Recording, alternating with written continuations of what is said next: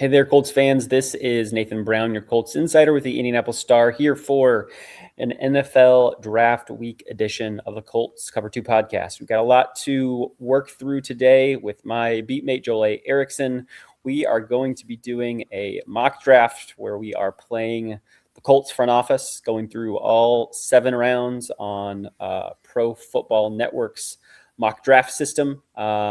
We of course are working with starting with the second round. The Colts do not have a first round pick this year for the next 2 years. That is cornerback, all pro 25-year-old Sauce Gardner until 2028. So we'll see what we come up with. I've done a couple of these myself leading into this week. We kind of have an idea of what some of the needs are that the Colts have entering this year's draft, but still a lot of uncertainty, especially when you're not starting until the second round. It feels like there's 2 priorities that rise above the rest, but we'll see how this mock draft plays out, and excited to do this for the first time here with Joel.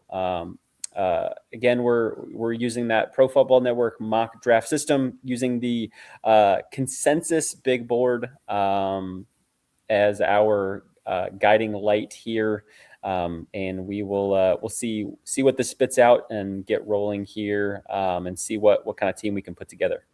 Yeah, so this is something that we've done at the Star for a while now. I've got a couple of issues with some mocks, like, for instance, I, as a Colts beat writer, Nathan, as a Colts beat writer, we shouldn't be trying to predict what the Packers are doing.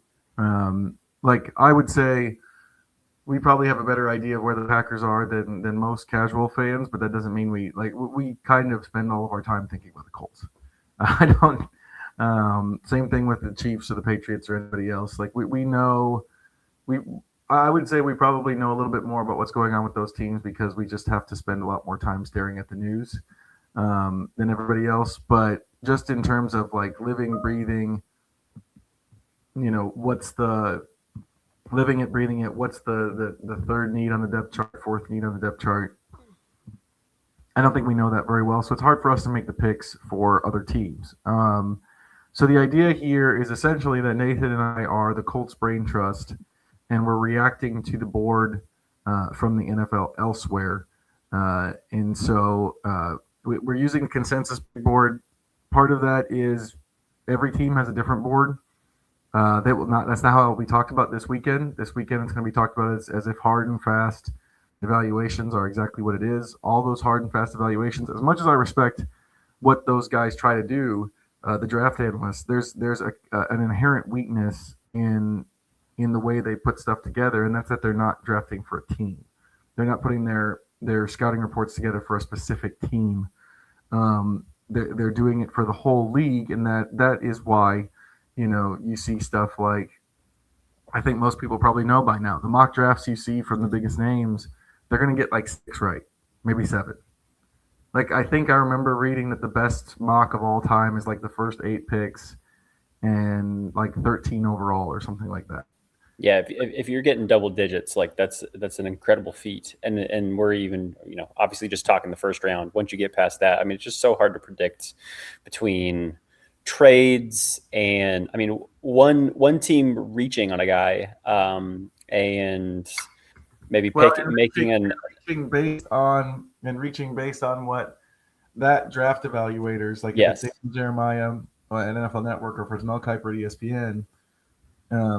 Based on that person's evaluation of the player. Now, sometimes those things end up looking right. Sometimes you say this guy's a reach and they end up looking bad. Sometimes people call Darius Leonard the worst pick in the worst reach in the entire draft, and then he makes 3 All-Pro teams or 4 All-Pro teams or whatever it was.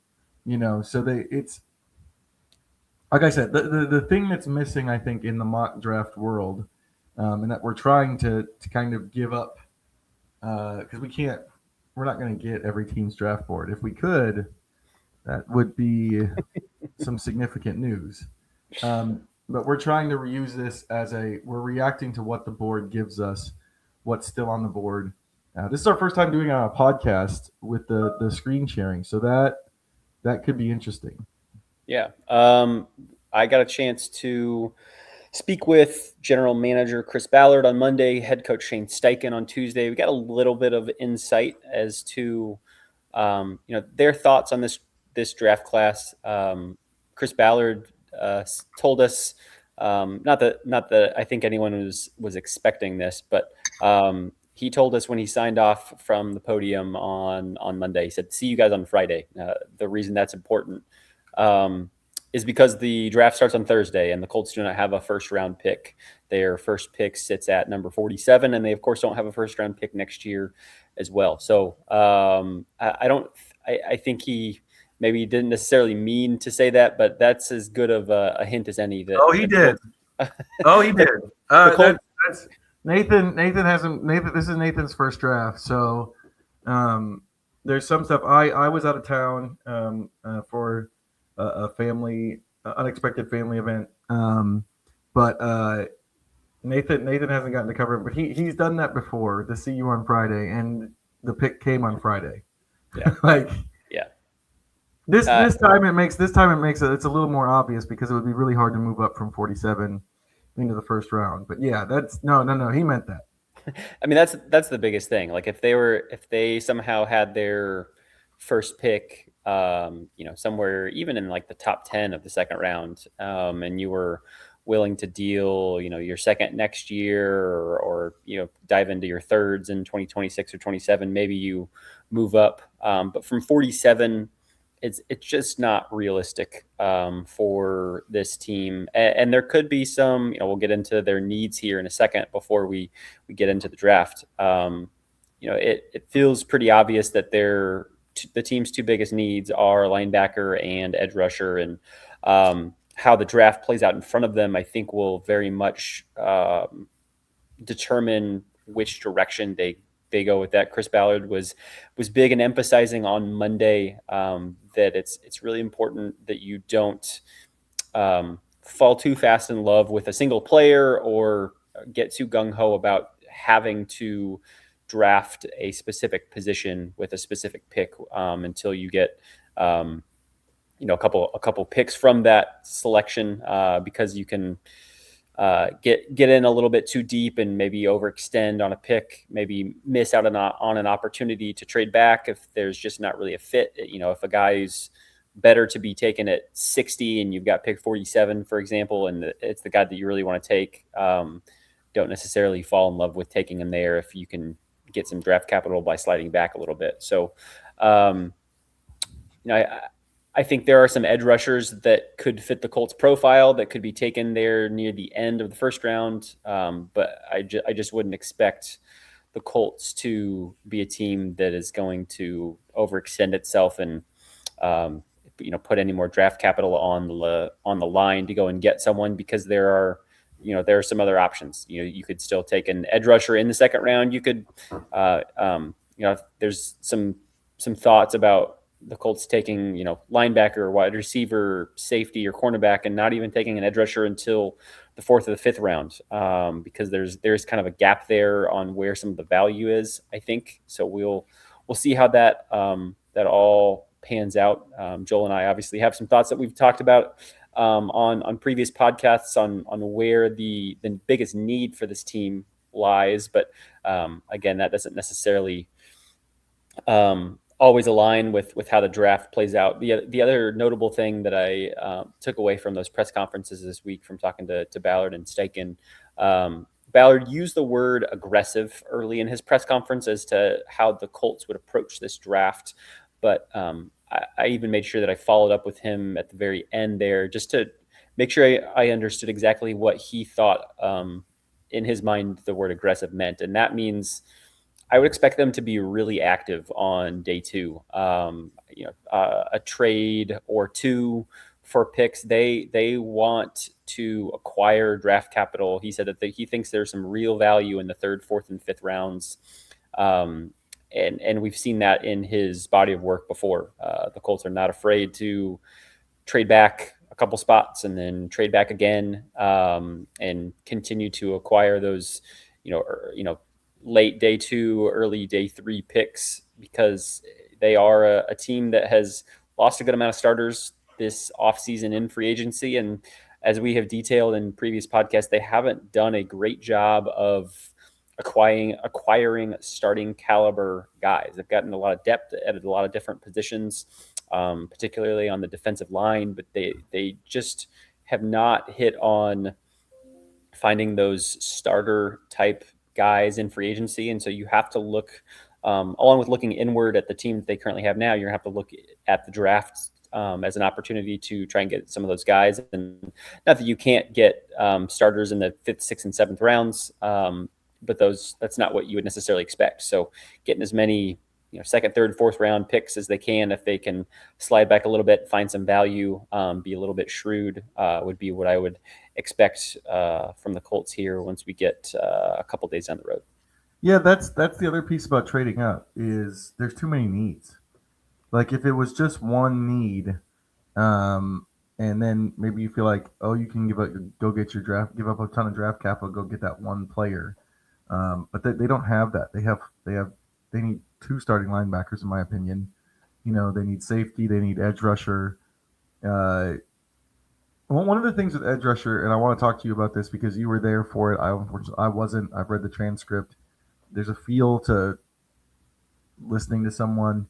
Ballard said that the evaluation, what they need at edge rusher, defensive end, has changed over the years. So what stuck out to you from that? Yeah, so he made the comparison of the days under defensive coordinator Matt Eberflus. That in those days, Flus wanted to get basically as much speed on the field as humanly possible. And the term that Chris Ballard used on Monday and talking about how he would characterize the type of players that they have prioritized at edge rush on their big board is a fastball guy. They need someone that can, has a quick, powerful first step and can get to the quarterback. And so I think you can, when you look at some of these profiles of potential edge rush guys that could fall around there, you're not maybe focusing as much on how great a run defender a guy is. You're not focusing, and probably focusing a little bit more on did they get to the quarterback at the college level? Because we all know, obviously, that it's not as easy to sack a quarterback in college as it is in the NFL. But if you can't do it in college, I have some doubts as if you're going to be able to do that at the next level. So that was something that I was looking at, and it made some sense. At the linebacker position, he was focusing on a couple of key traits. He wants someone who can play all 3 downs. So that means a guy that can help out in pass coverage. He wants a guy who is athletic, someone who can potentially star on special teams. And those were some of the indicators that he felt like were good fits, not only for what Ballard likes in general, but someone who can fit in Lou's system. And I think all of that makes a lot of sense. The theme this whole offseason has been that the Colts need to get younger and faster on defense, and drafting guys obviously helps with that a lot, but they don't want to just put younger guys on the field. They want guys who can make plays, who can fly to the football, who can be ready to play now, because there are a lot of opportunities to do that. And if they end up drafting guys and those players can't play immediately, then you're looking toward that depth that you picked up in free agency that I don't think is necessarily ready to or should be starting, and that's where this team could potentially take a step back, and that's what you don't want to see. Yeah, they need a lot. That's the thing. They need a lot. They don't have the first round pick. I think that's where I fall with this draft is there's a lot of needs. They don't have the first round pick, and that means it's going to be hard to get starters. I do think linebacker, we'll probably come back to this. Linebacker is one where you can take a guy in the 3rd round or the 4th round and get a starter there if you pick the right player, get the right fit. But edge rusher, Colts fans should know by now, just the history of Chris Ballard. Like, he's made a lot of picks in that 2nd round, And I don't know. I don't know if you'd call any of them a a hit, like an absolute. Yeah, there's guys that there's guys that like have been valuable. Like Taekwon Lewis was valuable. Kamoko Toure was on his way to being a really big time pass rusher before he suffered essentially a career altering injury. Um, but there's also Ben Banigou. Um, Dio Dengbo. I almost forgot Dio because he played inside. I sometimes forget to put him with the edge, but that was another pick that turned out well in terms of production. But the sort of guy who's a consistent starter, not maybe not like an all pro, but a guy you want to re-sign to the sense that you bring back on the second contract and count on as a foundational piece. That just hasn't come. Like I said, Odengbo was had some very good years here, but they also didn't necessarily go to the mattresses to keep him. It's interesting too because it's not like the Colts have just really struggled on day two picks in general under Chris Ballard. I mean, that's where they were able to get both Michael Pittman Jr. and Jonathan Taylor in the same draft. That's where they picked up Alec Pierce a couple years ago. Josh Downs was a third round pick. Like Justin Wally, who obviously hadn't played yet, was a third round pick last year and was a guy until he suffered a season ending ACL tear. Was a guy who seemed like an odds on favorite to be a starter at corner. I mean, they have drafted really, really well. It's been really interesting to see.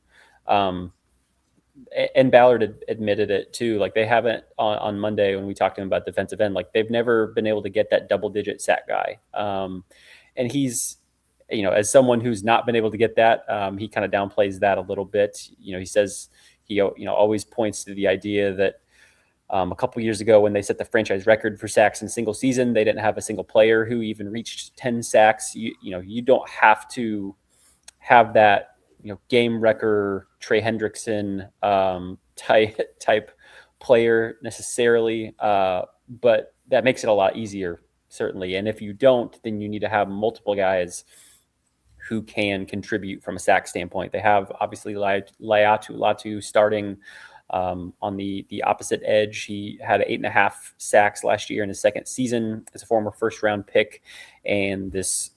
The Colts brain trust from the front office to the coaching staff believes and trusts that he is going to take another step and, potentially become that double digit type sack guy. But you have to prove that in game mode. And, wasn't able to, I think there were some expectations that he could maybe even hit that this past season. And of course we didn't quite see that. He had a lot of near misses. He's a guy who can help clean up. But he's rarely someone who is, sparking sacks of the quarterback when there's not someone else who can help apply that pressure in tandem, either in the middle or on the opposite side. So certainly a big need. We'll see if someone like that falls to us here as we get this mock going here in just a second, or which direction we might end up taking. So let's well, maybe one question, and I've done this sometime. I haven't done this in all of my drafts, but I know that when I've done mocks earlier, we haven't talked about this ahead of time, but maybe a good something to think about. Do you want to, it's certainly something that the Colts could find themselves doing. Do we want to mock up any trades for guys who are on the chopping block? Notably Anthony Richardson, quarterback, or Kenny Moore at slot corner, who we know is with the Colts franchise mutually agreed to seek a trade a couple weeks ago. Yeah, I kind of think that both of those guys, like this is the weekend for that to get done. So we probably should do it here on the pod. I don't know what the values are going to be. I think that's kind of, well, I should say, I think the Richardson value is pretty low. I think it's probably a third day pick, but this does feel like when those things are going to happen. I also think I know with this particular platform, we're going to have trade offers, and I think we probably, for the sake of clarity, we probably shouldn't mess with them. What do you think? Because when I use this, I tend to take a trade offer and then counter and play around with it for 5 minutes until I get my exact terms, and that's probably not great for potting. Probably not great Yeah, for guests. that's a good point. I don't know. We could maybe mess with it a time or two. I do think if you get too deep into it, and I will fully admit I've done this in some of the mocks that I've done that have run on Indy Star. I mean, you could start basically trading every single pick because you're gonna get a trade offer. I think for probably each pick in the second, third, and fourth round. I mean, I would say it. Maybe we play it by ear, especially with the second round pick. I mean, I think it's realistic that the Colts could potentially trade that one, depending on where the board is. So maybe we see where things pan out with that. Maybe play it by ear. But yeah, I don't know that we necessarily need to get into Calendar. packaging both our fourth and fifth round pick for massive deals that get into getting 4 or 5 picks tossed around. But I do think there could be some value in seeing where things stand once things get to us there in the second round. So I'll get rolling. Should we also go slow? So it's Yeah, we easy. can do that. That's an easier way to kind of see how things are panning out and talk things through too. So again, we're here on the Pro Football Network mock draft site. We're gonna go 7 rounds. Roger Goodell is walking out. People are booing. Slow draft speed. We're doing the Colts. Got the consensus board, and let's see how this plays out.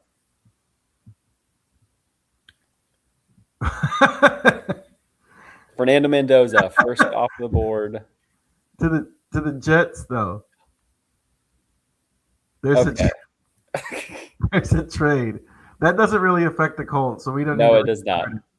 But that is wild at the same time. That's Yes, not going to happen. You heard it here first, folks. If that happens on Thursday night, then you can say you heard it here first. That's incredible. The simulators always put in a trade or something. I was actually going to compliment the simulators because most of them have just had Fernando Mendoza locked into the Raiders, and then the one that we do for the pod ends up being Fernando Mendoza to the Jets. I mean, that's probably. I mean, Nat Newell, who is probably listening to this and certainly will be reading it. I mean, that's going to be the headline. It's not even going to be Colts related now. It's going to be Fernando Mendoza, Jets trade up to take Fernando Mendoza in the first round. I'm gonna let some people know behind the curtain. I've done this before with these mock drafts. Sometimes when stuff like that happens, I just give Mendoza to the Jets and David Bailey, or to the Raiders and David Bailey to the Jets, and I pretend the trade didn't happen. Even though it affects stuff later on, but I can mess with that just for a little bit of clarity. We're getting close to the end of the first round now. Yeah, I'm going to pause things here just to kind of take a look at how things have played out after that wild trade. So we've got, as expected, when you're thinking linebacker and edge rush, Sonny Styles from Ohio State goes in the top 5. Ruben Bain, 11 to the Dolphins. Akeem Mesidor from Miami goes 15 to the Bucks. Keldrick Falk, the edge rusher from Auburn, goes 21st to the Eagles. CJ Allen, who is someone who I think has been mocked wildly different depending on where you look. He goes to the Texans at number 28. And that's where things sit. So you look at what's up is not bad for the Colts. Like the way this particular scenario, there has not been a huge rush on edge yet. Yeah, you've got the guys that kind of stand out from an edge perspective. You've got Zion Young from Missouri, TJ Parker from Clemson, Cassius Howell from Texas A&M, Gabe Akis from Illinois, Malachi Lawrence from UCF, R. Mason Thomas, Oklahoma. Those are the guys available from an edge perspective. And as you would expect, after Sonny Styles goes in the top 5 as the top linebacker, I don't think anyone expects any linebackers to go until maybe early to middle second round at the very earliest. And guys that you're looking at there, of course, are Texas Tech's Jacob Rodriguez, Anthony Hill Jr. from Texas, and Jake Golday from Cincinnati. So we can pick things back up here and keep an eye out and kind of see how this all plays out as we get a little bit closer to the Colts pick. And there you go, Zion Young. Zion Young right away. Yep. Flip back to all so people can see the all available. The full board. There we go. Ty Simpson goes to the Raiders. What a wild! I mean, there's good. A lot of times in the draft, there are things that happen like that, but that one's a little bit too much. The Chiefs take an edge. Yep, Gabe Akis from Illinois, guy who's Malachi Lawrence goes to the Saints. Lawrence, 42 to the Saints. Cassius Howell, A&M. Seahawks at 44. And there goes Jacob Rodriguez at 46. As listeners of previous pods will know, Jacob Rodriguez is my guy in this draft. So that would stink.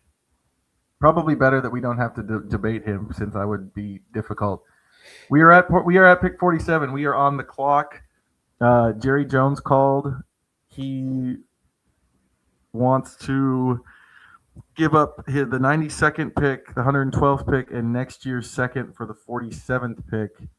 That's kind of an auto reject for me. I'm not doing that. I don't want to move that. No, I mean, the way I've looked at these mocks, as I've done them this spring, and they're not necessarily the way that you would always look at it if you were an actual NFL GM. But I feel like, if I'm the Colts, I need guys now, and there's not as much value to me in getting a second round pick next year. It's a great thing for, let's say, a general manager who's guaranteed to be here beyond this upcoming season, but I need guys now, and I can't be taking, when I don't have a first round pick, I can't, in good conscience, trade away this year's second round pick for a third, a fourth, and a second next year. So I would agree that is one that I would reject. And again, something similar here from the Giants. Pick 105 this year, and then second, third, and sixth next year. That's just not something. You've got to be able to give me something if I'm going to trade back. Something. I mean, I feel like at minimum in the toward the back of the second round this year. So that's what I would be looking at. So that's a reject too. I mean, do you want to consider looking to see if we trade back with anyone else, or do you just want to roll with the 47 pick here? I think we stick. I think we stick with the offers presented to us. That kind of goes with the spirit of reacting to the board. Yeah. There's kind of at least the board we're using, it feels like there's a pretty obvious pick here to me. TJ Parker is the top person available on the board we're using. There are other players around there. Anthony Hill from Texas is available. D'Angelo Pons from Indiana, who I love. Nathan isn't allowed to talk about Indiana people. I'm kidding there a little bit.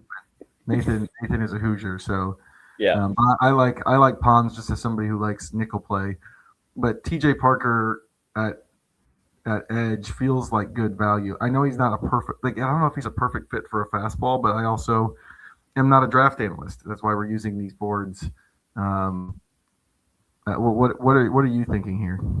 Yeah, he's not necessarily, one of those guys that I would have thought would be, like one of those prime candidates when I think of what Chris Ballard said yesterday. But at the same time, I do think he's a guy that has some value there. I mean, you just look at, from this site, the guys who are still there at edge rusher, TJ Parker, 39th rated. And then you drop all the way down to R. Mason Thomas from Oklahoma, Derek Moore from Michigan, and the board goes on and on. The other thing is, and we've talked about this a little bit, but like Chris Ballard has a tendency to check off needs with his earlier picks, just historically speaking. And so, you know, you're going to get into who's available on the linebacker board right now. But this does sort of fit the way he tends to do things, where, you know, Chris Ballard does have a tendency to click off needs. That's why Parker was staring at me versus more like a Pons who, like, yes, if the Colts are trading, you know, we're the Colts right now, so we have Kenny Moore on the trading block. We're trying to move on from him. But we also have Justin Wally. We have Cam Taylor-Britt. We have some other guys that we can move into the slot or feel like we can move into the slot. So there's not as pressing a need at corner, obviously, as they have at edge. Yeah, I think my only concern, I mean, part of my concern with Parker, you know, his production did drop off a little bit. Now, I mean, everything at Clemson kind of fell off a cliff in 2025. So that's not something that you need to like solely hang your hat on. He was an honorable mention all ACC player last year. He had 39 tackles, 9 tackles for a loss, 5 sacks. And that is all coming off of a 57 tackle, 19.5 tackle for a loss, and 11 sack season with 6 forced fumbles in 2024. That is a school record for forced fumbles and led the team in both sacks and tackles for loss. So again, not maybe like your dream scenario, but I also don't know that that's a bad way for the board to pan out. And so I think if you want to, he has some things that Chris Ballard tends to like in edges too. His arms are very long. Mm-hmm. That's a big thing too. 33 1/8 inches for his arms, 79-inch wingspan. Yeah, I think that's a good way to go. If we want to clock that in, you know, as this played out in real time, I think it would be very interesting to see, you know, as some of those edges come off the board, if the draft actually played out how this simulator went, you know, if a guy like, say, Malachi Lawrence was still available at 42 or Cassius Howell at 44, you know, did the Colts even make a move to trade up a couple picks? But I think, you know, staying pat and letting the board come to us was a good move. This is a thing that happens in the draft sometimes, where it feels like the board is falling to you, and then all of a sudden it disappears right in front of you. Mm-hmm. And we don't really ever get, I don't think we ever get really good answers on that from Chris Ballard or any general manager. But like we're doing this, and it feels like there's a lot of edges, and then all of a sudden 3 of them go in 5 picks right before we pick. Mm-hmm. Yeah. So yeah, let's lock in that pick of TJ Parker, edge rush, Colts first pick of the 2026 draft in our mock. See where things go from there. So now we're looking at pick 78 here in the 3rd round. And I think we're probably looking a little bit on positions like, you know, cornerback or, and just as I say that, D'Angelo Pons goes 52 to the Packers. Anthony Hill, linebacker, goes 54 to the Eagles. So those, you know, as in my mind, I wasn't necessarily expecting those guys to get to 78, but those are some of the top guys that had caught my eye that we passed on there at 47. Right. We're still in the 2nd round. We don't really have a chance to move up. Jake Golday from Cincinnati, who I know the Colts like, went 61 to the Rams. And we're into the 3rd round. I still don't really feel like I still feel like if I have to try to move up for one of these guys, Josiah Trotter is there. Do you have any inclination to try to trade up a couple of picks to get him? Well, here we can pause the draft real quick. Obviously we're at the draft is at 72. Trotter is still available on this board. He is a 64. Or he's rated the 64th best player. We're at the 72nd pick with the Bears. It says they need a linebacker. He's a guy. I mean, he's a young prospect, relatively young, 21 years old. I think he maybe even just turned 21. Only started 1 year at Missouri. Although, I mean, I guess I don't know why I'm talking about him. Missouri is your school. What? That's why you're talking about him. I Fair. am biased towards Josiah Trotter. I mean, with all that considered, I mean, what are the traits that stand out about a guy like him that you feel? I know he's not a complete package. Guy who's still hanging around as we get toward the middle of the third round. But what are if the Colts were to consider someone like him, what do you feel like are some of the reasons why they might make that move?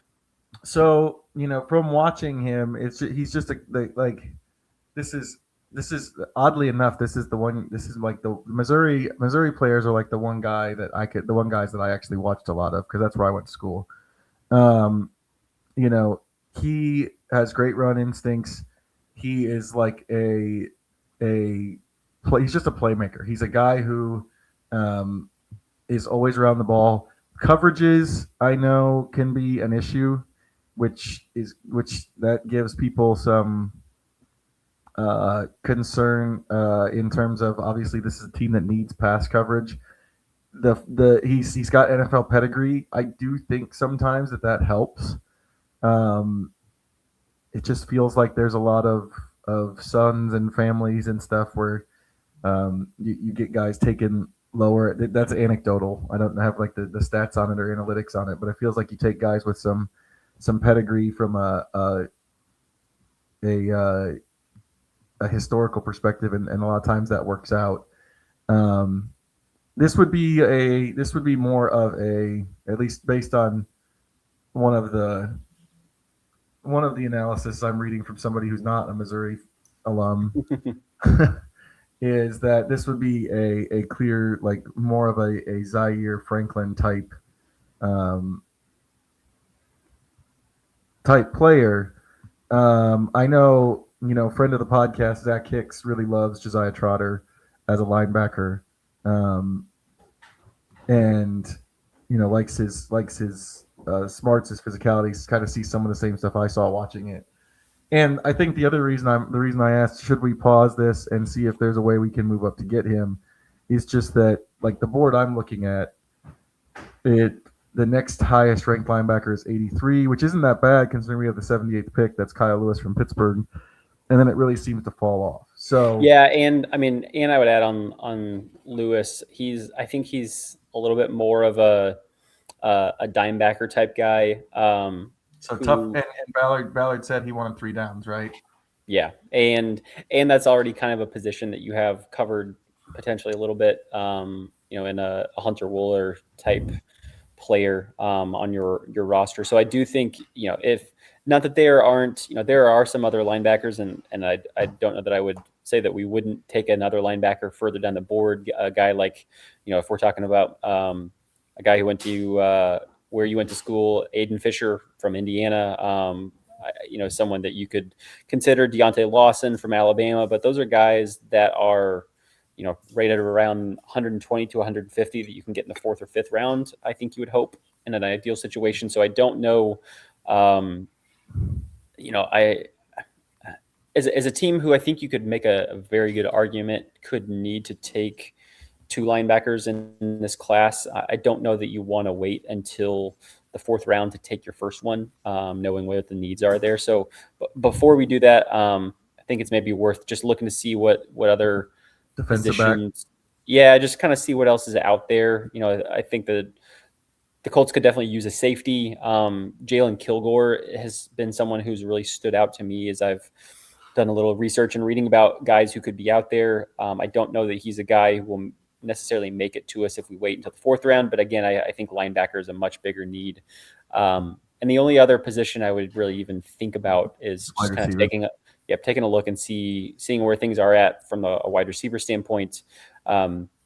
Notable guys who are still out there: Elijah Surratt from IU, Malachi Fields from Notre Dame, Dejon Stribling, who's been someone I've taken in a couple mock drafts from Ole Miss. I think is a kind of like prototypical big-bodied receiver that I feel like could slot in well to the things that Michael Pittman Jr. did well. But again, I think you and I would probably both agree it's more valuable at this point to take a linebacker than wide receiver, given the Colts' needs at the moment. So okay, so one thing before we propose a trade, in 2022, the Colts were in a similar situation. They only had a second round pick, and they ended up trading a future third to get back into the third round, take Nick Cross, without giving up, their other picks, which turned into Bernard Ryan, which their other third round pick, which had already gone off, which was Bernard Ryman. This isn't the same situation because we haven't made that pick yet. Do we consider trading a future pick, maybe packaged with one of our later picks, in an effort to preserve 78? I think that's worth it. Worth a thought, because there's definitely needs on this team, and if you think that Josiah Trotter is your guy, I know Chris Ballard told us that you don't want to reach too much, you don't want to focus too much, but this is, I think in some way you can't just sit idle and just see what's available for you at the same time. I think there are moments where you need to consider moving up, and this could be one of those. And I also like the idea. If we're doing this next year, I might not like it as much if we don't have our first round pick and our third round pick. Knowing if this all goes very south, that could be a really rough position to be in. But I think if you're the Colts, you need to, in some ways, kind of focus on where you are right now as a franchise and what you need in this window that could close very quickly in 2026, given kind of where a lot of their veterans are from a contract standpoint. So let's take a look at proposing something. Do you want to try and see if we can haggle with the next pick up there, Chicago? Yeah, we gotta go because they have linebacker need there. Yeah, that's what I was thinking. So we would put our future third and their 72nd pick. Obviously, that's not going to be enough. Do we want to trade let's say like our fifth round pick? That obviously, according to this, doesn't quite get us there. It's tough because I don't really you can't give up the second. You don't want to give up the future second rounder. No. Do we look at the fourth rounder and then try to move down with 78? Talk about the one pick 113. Oh yeah, sure. Yeah, let's take a look, see what that gets us close. That one gives us a chance. This would be more like this one. Again, here's the problem. We're using the simulators draft boards. If you're looking through your own trade value charts and stuff like that, you might not get the same thing. So that this one, usually on this site, if we get close like this, it usually gets they're open to the trade. Do you want to add something on or no?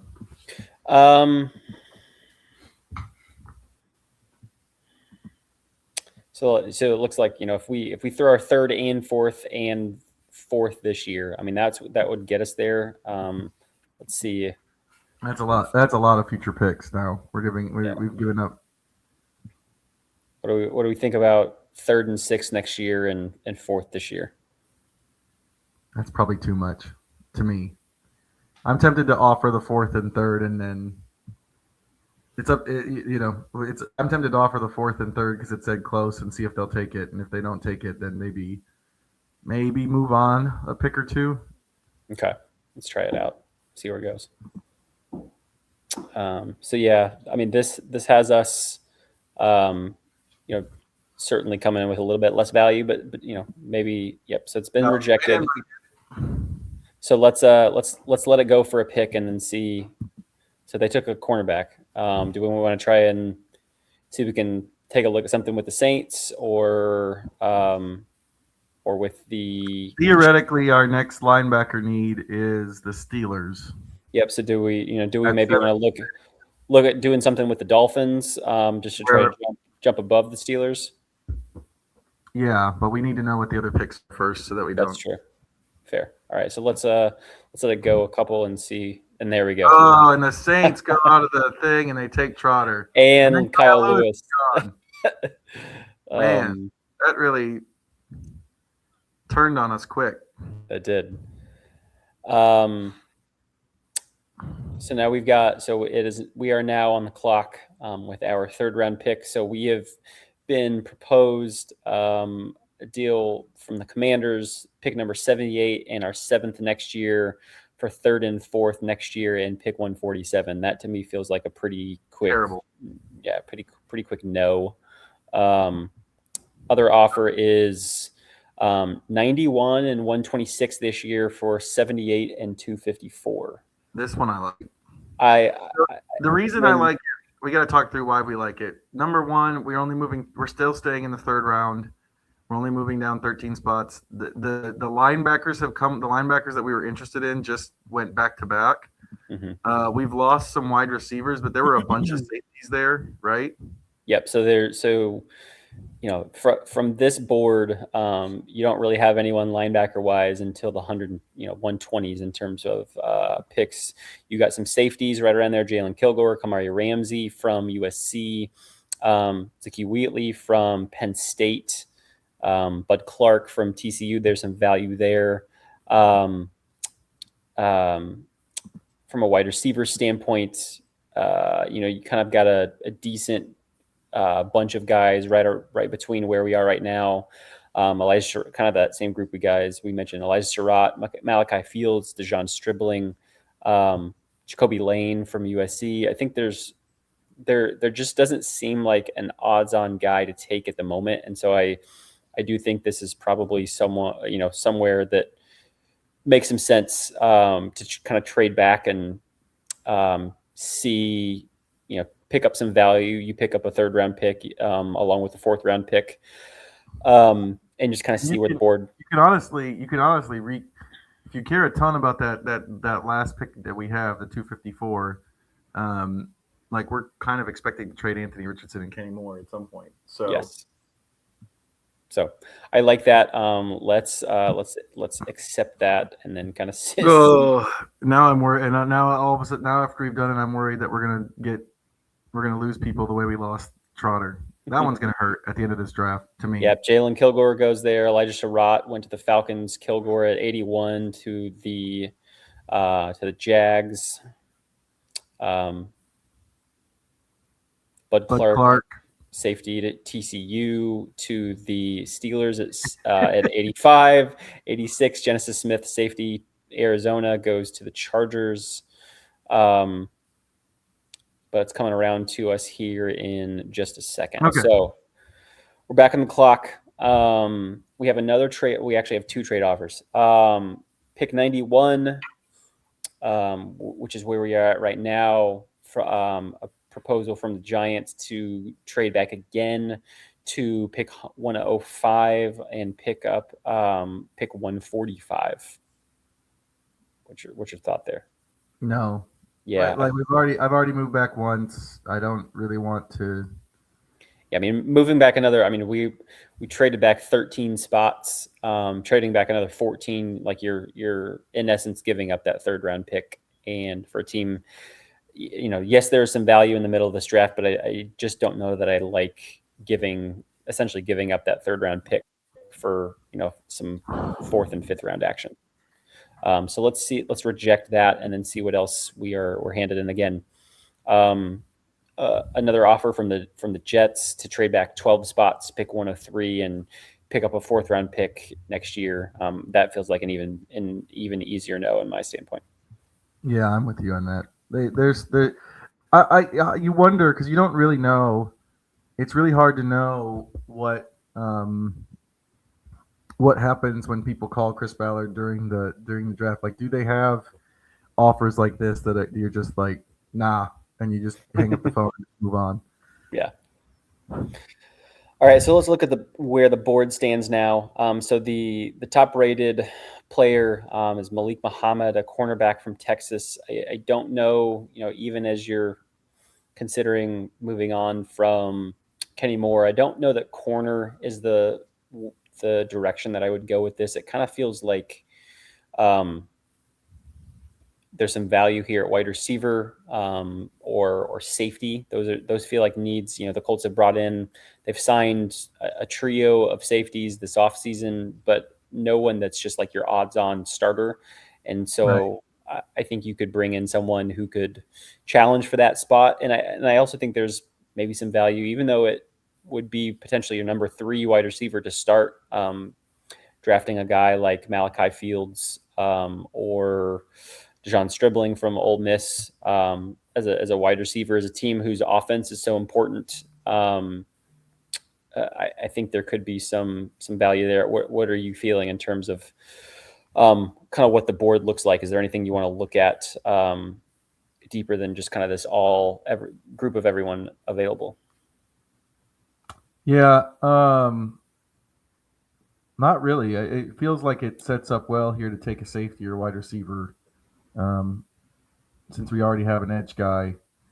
Um, does this thing have Garrett Nussmeier as like a third round value? Allegedly. I don't know if I would agree with that, but hey, well, the board is the board. That's what we're Yep. working with. Yep. Where do you sit? Wheatley kind of feels like a versatile type, all around type player. Kamari Ramsey is in there. The hard part here is when we start looking at like, I know there's a lot of people who like Stribling. What are you thinking here? Part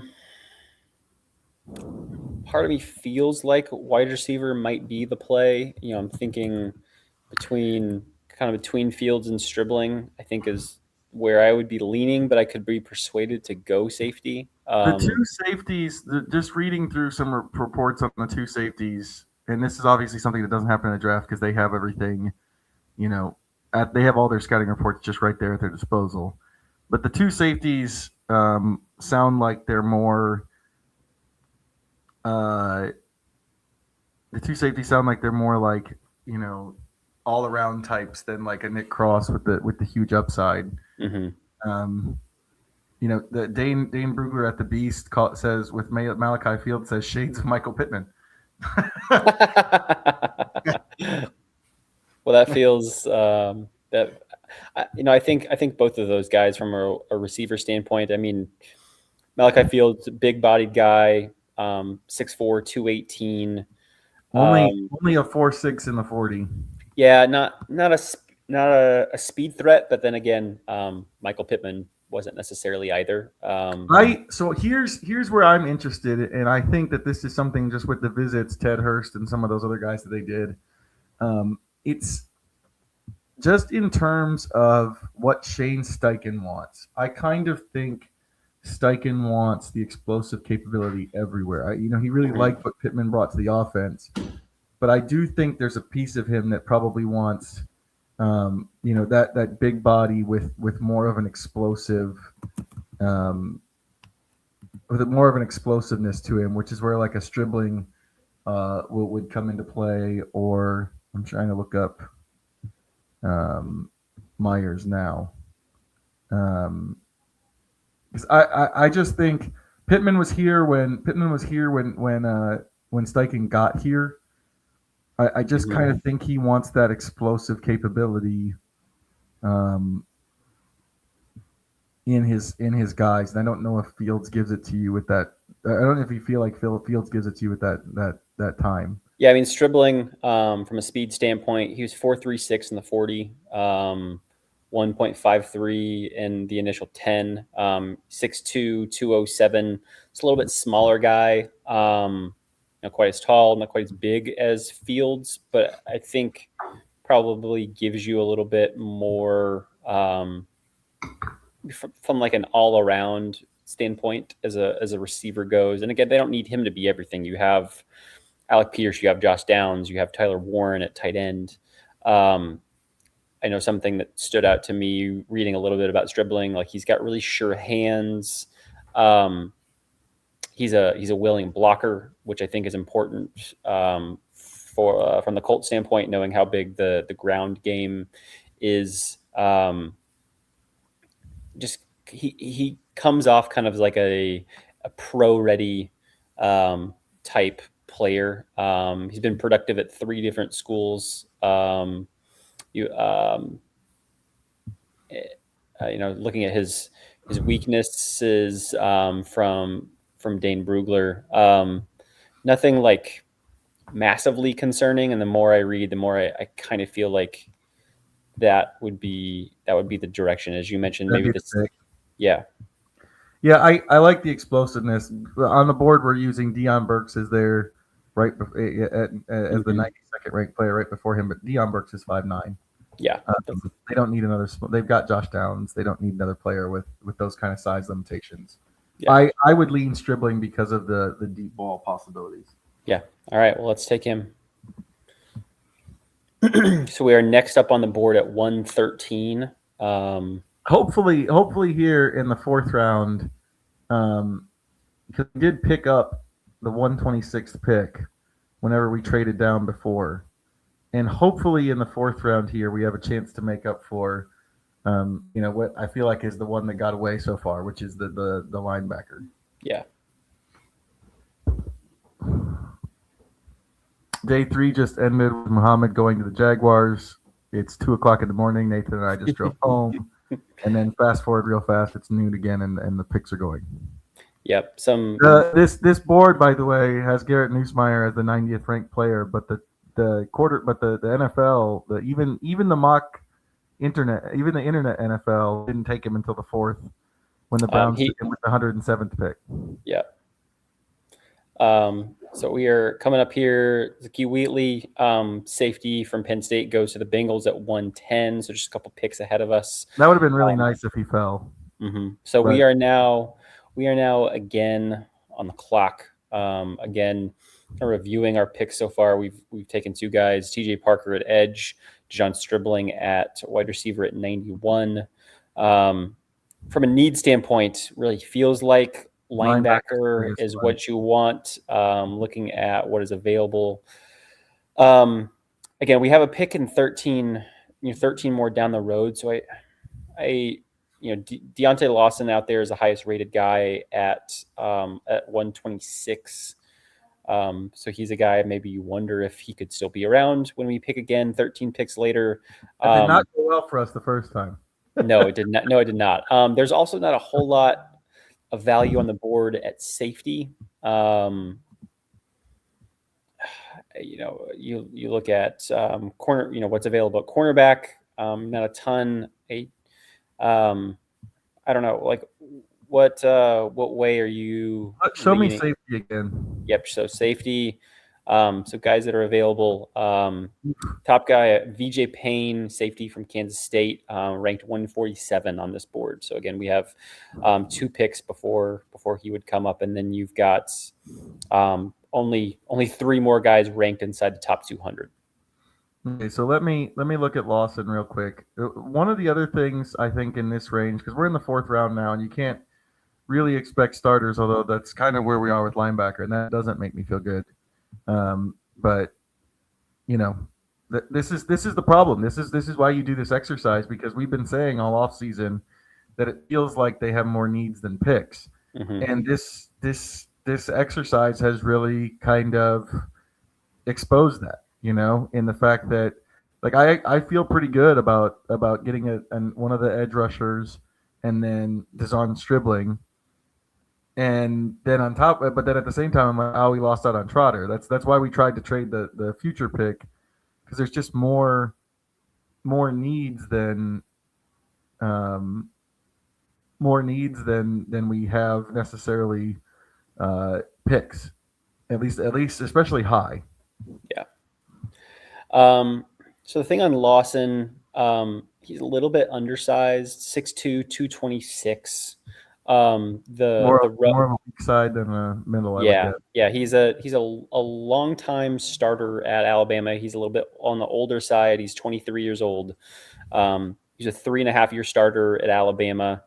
He had an ACL tear late in his junior season. Came back in 2025. Had his I would say probably his most consistent year in college. This past season, he led Alabama in tackles. He's a team captain. The kind of the notes on him from Dane Brugler at The Athletic. He's a guy that maybe doesn't have the elite speed or strength, but NFL teams love him as a football player because he plays fast and fiery, and his processing can be a differentiating factor. So that's maybe he's. I don't love it with the lack of speed, because they had a lack of speed last year and it killed them. Exactly. Yeah, he's the next linebacker on the board, I believe, is Bryce Betcher. correct. And he's 140th on this board, and then it's Aiden Fisher. Yeah. I'm almost willing to roll the dice and maybe take one of those two if they're still around with 126. Yeah. What's the offensive line look like? It's a great question. I was kind of starting to think that direction myself. So offensive tackle, Austin Barber, the tackle from Florida, is the first, the next guy on the board, followed by Markel Bell from Miami. At guard, we've got Billy. I'm not going to pronounce that last name. Shrouth. There we go. From Notre Dame. People are going to know if I pronounce it wrong. I apologize. Or I don't. Bo Stevens from Iowa, and that's Cooper from Miami. And then from a center standpoint, you've got Logan Jones from Iowa, Brian Parker II from Duke, and Trey Zune from Texas A&M, who Zune is a guy I know, read a little bit about, to, if you're the Colts and you're looking for some mid-round depth at center, could be a guy that has seemed like he's popped up a time or two.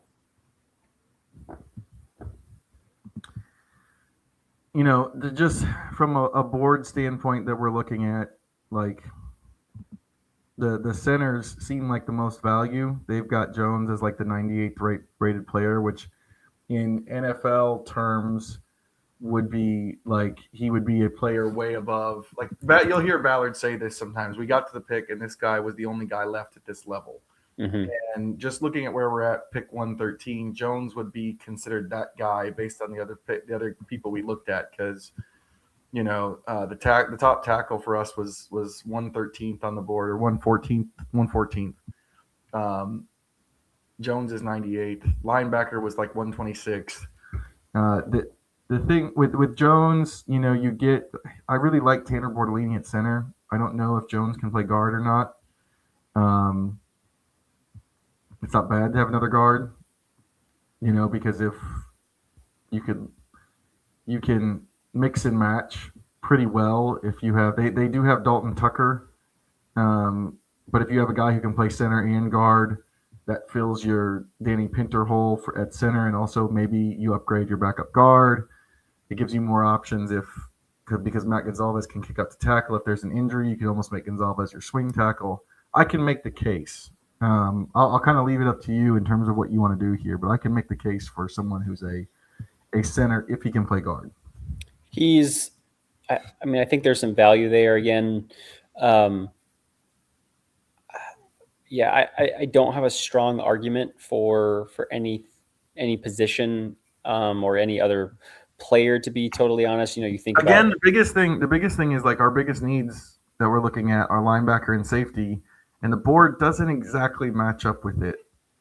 No, I think you can wait and maybe take the linebackers from Oregon or IU with that next pick, and then at safety, again, there's you could probably even wait until our pick in the 5th round at 156. We're at the point too where if you make the right linebacker pick, maybe you can have him start with safety. The way, like the top rated safety according to this board we're using is the 147th player on our board, and you kind of have to just kind of go, well, we're moving ahead with Wohler and Wanya Thomas and the competition there, and maybe Nasir Adderley, and if we take a guy later, and we're just holding an open competition. I think you can get away with that at safety a little bit because the rest of the defensive backfield is full of names. Mm-hmm. Yeah. It's someone who's still out there from a safety standpoint. And Jacoby Thomas has, been talked about a little bit at Miami. He's maybe like the biggest name that would see out there. So a possibility, a guy you could throw into the mix, but again, not someone that I think we would consider with this pick. So go back to the offense. The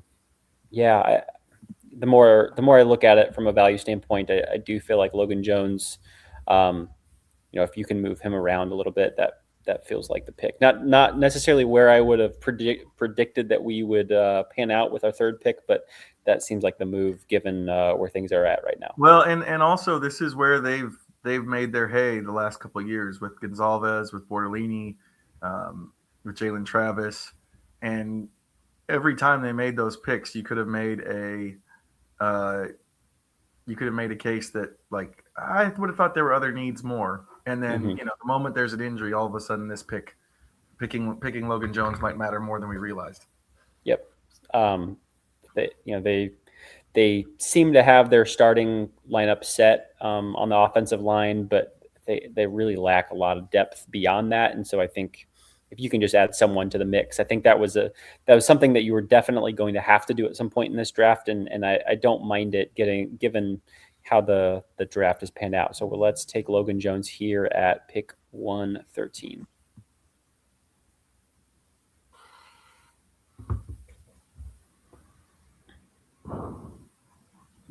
Please don't go off both linebackers.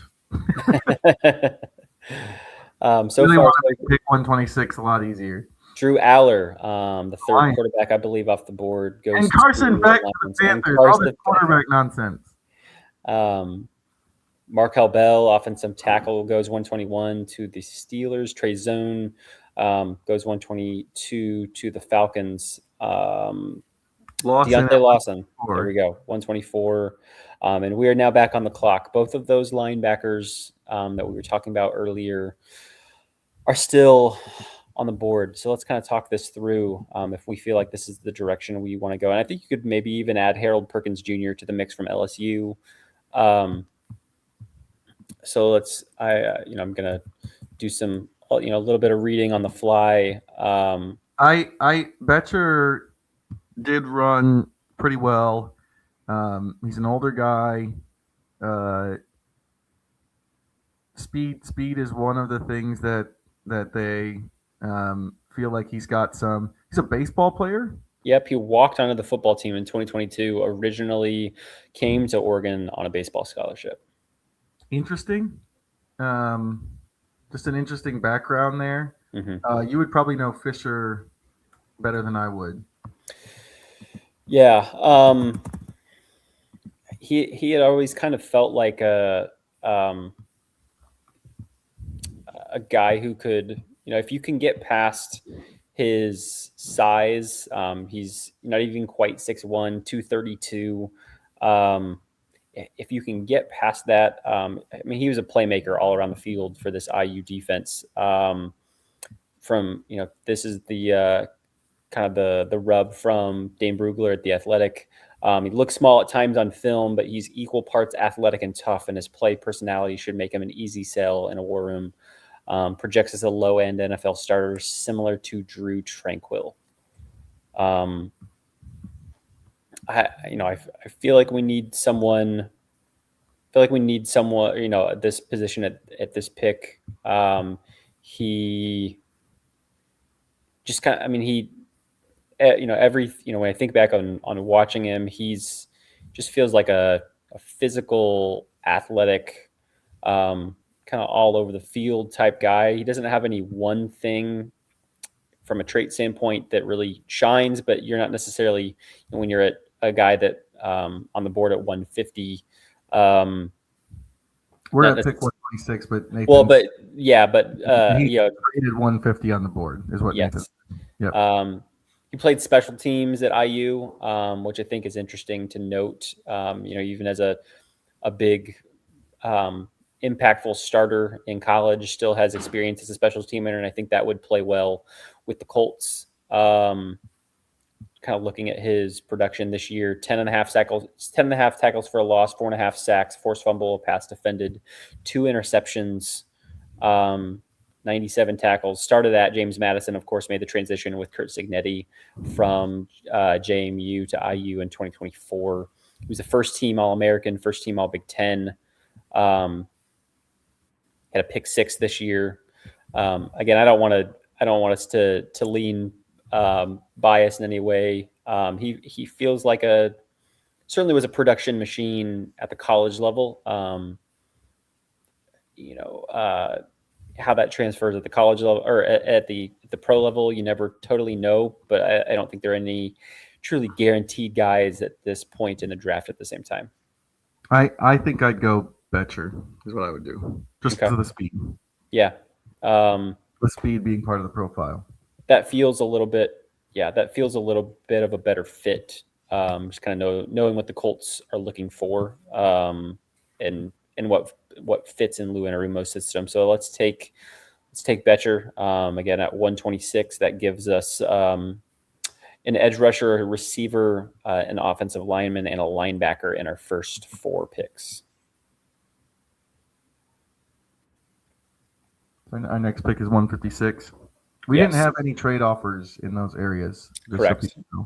Important to note. So as we make our way to that 5th round pick at 156, obviously a lot of it will kind of depend on the guys that are available. Do we think we can get Kenny? Do we think we can get a 5th for Kenny Moore? A 4th? I don't think we can get a 4th. No. Yeah. Let's look around. I mean, is there a team? So starting with round 5, so that's the 5th round starts with the Texans at 141. I will admit I'm not like. I mean, I guess we can kind of scan here and that's the hard part is we don't really know like what the Kenny feels like if I was another team looking to pick up Kenny feels like a target for a team in contention that could use a nickel. Like you don't trade for him if you're a if you're a team that's rebuilding because of his age. Yeah, like he's a plug and play, we have to fill a hole in the starting lineup type of guy. And with designs on being in the playoffs and contending. Mm-hmm. I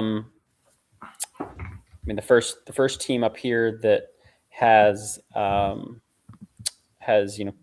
as a need, that seemed like it could maybe fit the profile of the type of team you're talking about. The Kansas City Chiefs at pick 148. They have on their current depth chart have Kader Kohu as their nickel corner. I mean, knowing anything that you do know about kind of the Chiefs situation and Kohu as an option there at nickel, what are your thoughts on that potentially being a fit and someone we maybe pursue a trade offer to?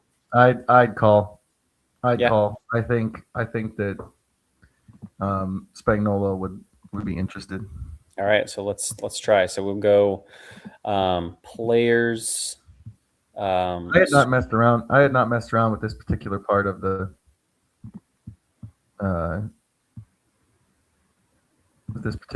site. So this is like they really like that.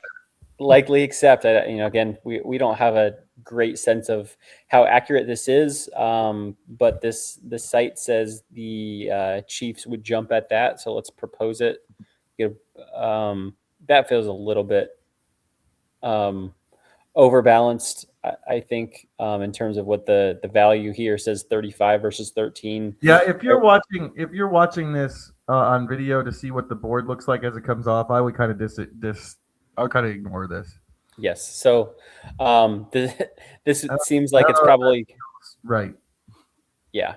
So that has been accepted. So I think if the Colts could get a 4th for Kenny Moore, it would have already happened. So we just added the 148th pick.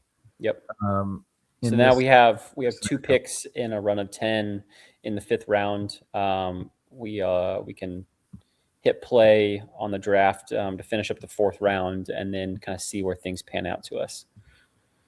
If that happens, that would be a good outcome because that's a high 5th rounder.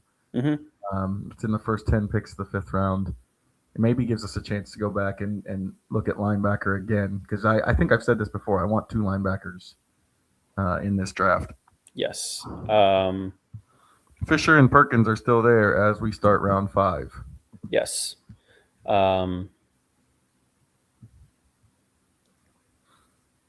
and one of them is going to get to our pick. Yep. And both of them have gotten there. So both of them have gotten to the pit. We talked a little bit about Aiden Fisher. Harold Perkins, a longtime starter at LSU. And I mean, must have, again, I'm not an expert, but he's not even quite 22. He was a 3.5-year starter at LSU. Played a hybrid star linebacker position for them. Obviously made a splash as a freshman, being able to get that starting spot. The stuff I've read about him, the word that I've seen used with him the most is complicated. He's got a lot of athleticism, but I think there's some folks that aren't really sure where he fits on a team. I mean, athleticism and speed are something that you're definitely looking for. He ran a 4.45 40 at his pro day. He measures just under 6'1", 220. So a little bit on the smaller side. So that could be a little bit of a concern. But, if you're thinking, between him and Aiden Fisher, what stands out? Well, the younger and faster keep sticking out. Yeah. Is as something that they said they wanted. What else do we have position wise? So we could look at safety. Fisher not really a speed. No. So there's a couple safety guys that are on the board right around us. VJ Payne from Kansas State, Michael Taff, might not be pronouncing that right, from Texas. Those are the two guys. Jacoby Thomas. That you said that was a name, but he's rated 187 on here. Yeah, so that could be a little bit of a reach at this point. Why is Lewis Moore so low on this one? Is that where Lewis Moore is supposed to be picked? Let's take a quick look.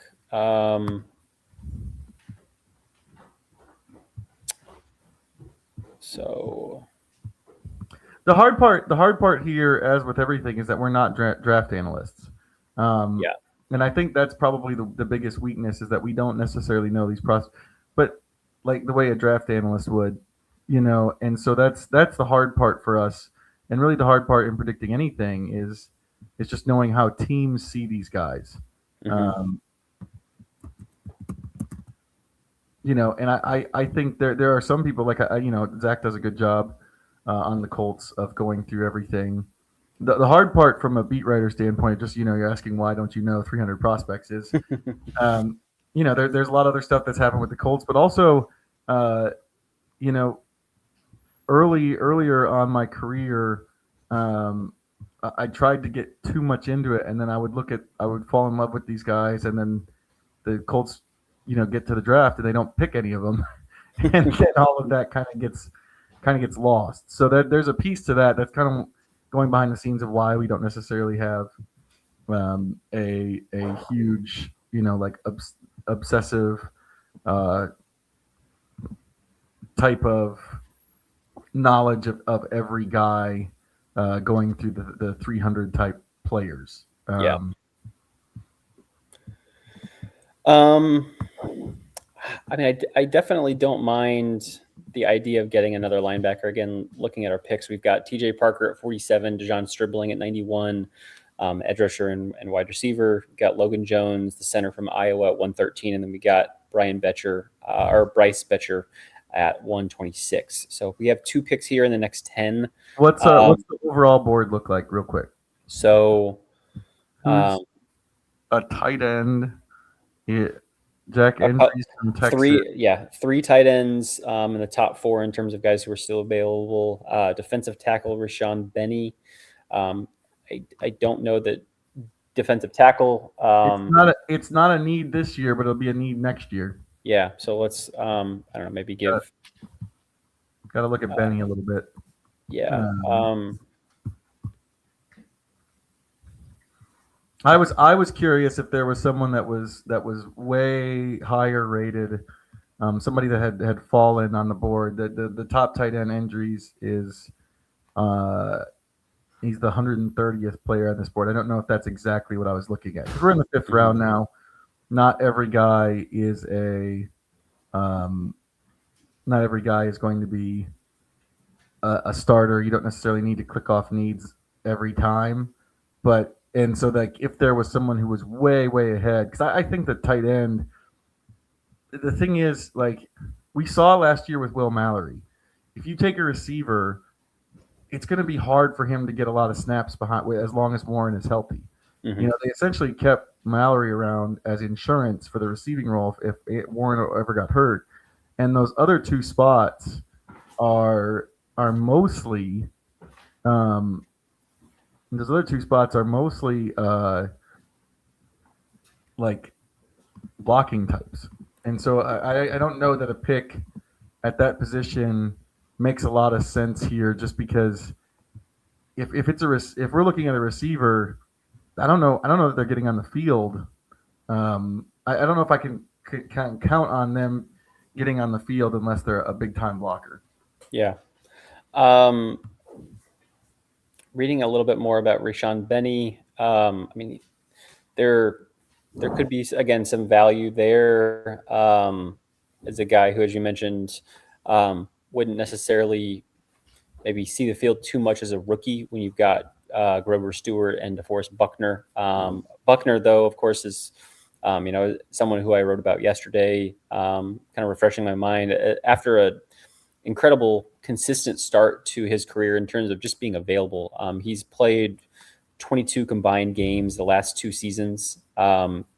So as a guy who's 32 in the last year of his contract, I think Grover Stewart is in the last year of his contract as well. Those are guys that um, you don't know if they're going to be around beyond this season. You have Colby Wooden, who came to this team in a trade from the Packers that I think the Colts really like. Um, you've got Tommy Adebaware there in the middle as Had a great year another, last year. yeah, a great season, taking on an elevated role. So um, again, someone who would have to compete. If both those starters weren't even there for a role next season, but there's maybe some upside there. I don't I don't love thinking about safety. I don't know that I love VJ Payne from Kansas State, kind of a guy who maybe doesn't have a well defined role for himself at the next level. Are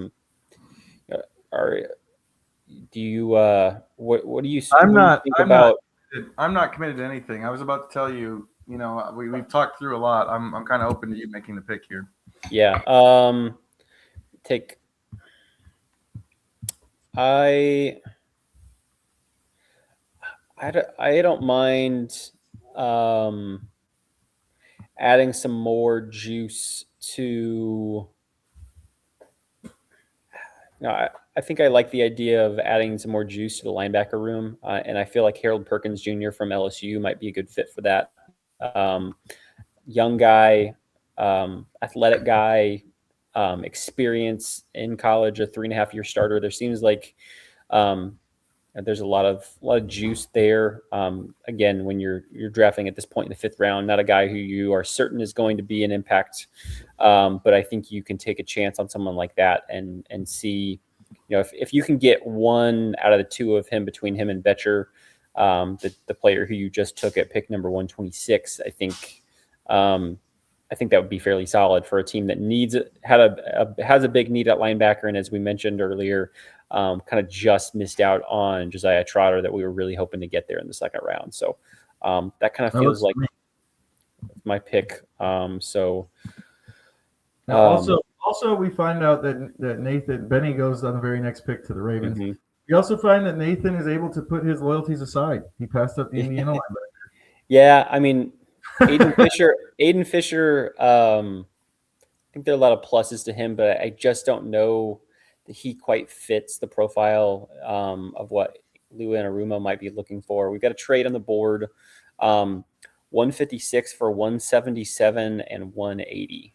I I think Ballard would take this trade. I Yeah, don't, I don't I want to, but I think Ballard would do it in a heartbeat. I think so. We Again, just talked about how we weren't sure about who we wanted to pick. yeah. So again, so those are two picks that are still in. They're both back of the fifth round, but still in the fifth round. I think you start thinking about, could you add some more defensive line or offensive line depth by picking up an extra pick? I don't know that there's like a well-defined person to take right around here. Some of the names that stick out when I'm looking, Caden Curry from Ohio State, the edge rusher. Anthony Lucas too. Yep, Anthony Lucas from USC. And I'm even just looking at the defensive guys. So you still got, the guys that are available to us at the moment. I don't feel like there's a slam dunk, and so I think from a value standpoint, I don't mind it. I think maybe we roll the dice and see where we end up in about 20 picks or so. So everyone is in our mentions being angry right now. Yeah. And for what it's worth, the Cowboys take running back Seth McGowan from Kentucky with that pick. Kalen Black from IU, the running back, gets taken 159 by the Panthers. Cade Klubnik, quarterback from Clemson, taken at 161 for those. Any quarterback at this point, I think Colts fans kind of know like what you'd be looking for, because we're expecting to trade Anthony Richardson. We might want to look into that here a little bit. Yep. But like you're essentially looking for another Sam Ellinger, Riley Leonard type, somebody who's going to come in. Maybe they're developmental, but they immediately add something to the room just because of how, the Saints taking Aiden Fisher after they took Jeremiah Trotter, when this thing says that their needs aren't linebacker. I have issues with someone in the pro scouting department. I'm mad. Here we have another offer, 177 and our seventh rounder next year for 201 and 211. Nope. I don't think I like that. I think we want to, especially knowing that we don't have anything on the board, I think until 214, I think we want to get a pick in here. And so I would stand pat. Well, we go 177, 180, but I would. Oh, that's right. Yes. I would rather have those picks. If I'm going to pick up another one, I still have a quarterback who needs to be traded at some point. Mm-hmm. So kind of a quick glance at who just came off the board. Some names. Albert Regis, the defensive tackle from Texas A&M, defensive tackle from Penn State, Zane Durant, Diego Pound, the offensive tackle from Ole Miss, Anthony Lucas, the edge rusher from USC, as you mentioned, Aiden Fisher, Mason Rieger, the edge rusher from Wisconsin. Those are some of the names that stand out the most. So we have two picks out of the next four. One name that stands out to me a little bit, again, I know we picked up an edge rusher early in this draft, Caden Curry from Ohio State. He's a guy, I don't know if we take him with this pick or maybe wait until 180, but someone that, flashed a little bit as, on that incredibly talented Ohio State defense. I don't know that he's necessarily a starter. He's a local guy from Greenwood, played at Center Grove. He's a guy I wonder about. Josh Cameron, another kind of prototypical bigger wide receiver. He's 175 on this board. Those are some names that stand out, but I think we could also look at depth at offensive or defensive line. Yeah. Curry is kind of a classic. I don't think he didn't test at the combine. He doesn't have a ton of length. Like he is a football player more than an athlete, mm-hmm. I think. And typically Chris Ballard has gone for athletes, but there's some history for Lou Anarumo of those types. playing in his Bengals defenses.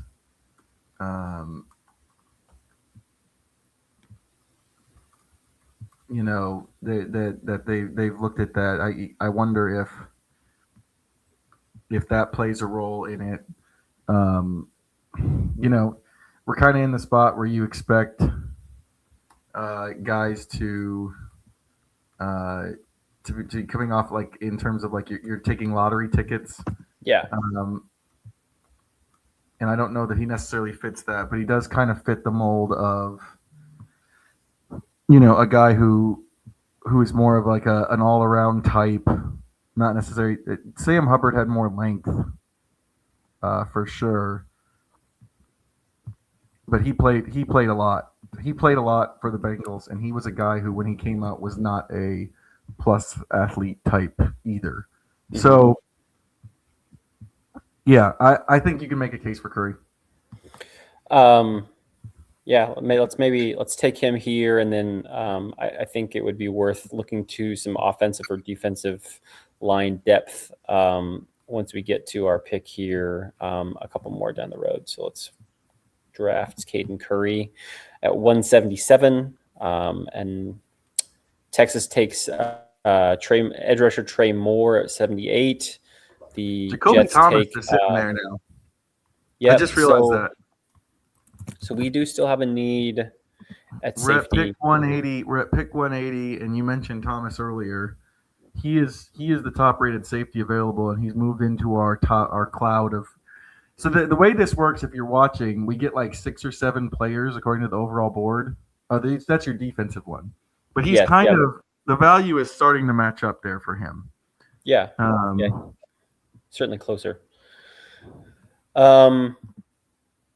He's a solid guy in run coverage. Feels like a fairly instinctive player. A guy who I think you would definitely project as a special teamer. The takeaway from Dane at The Athletic, he's a passionate competitor, which can lead to missteps, but will also put him in position to play fast and make plays. He has the floor of a special teamer and the potential to earn a starting role. Kind of a bigger-ish safety, 6'1", 211, decent length arms, fast, physical.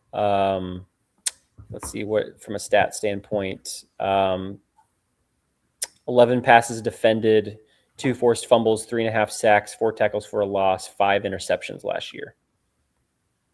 I say take it. Yeah, and just throw him into the mix with all of the other safeties competing. Yeah.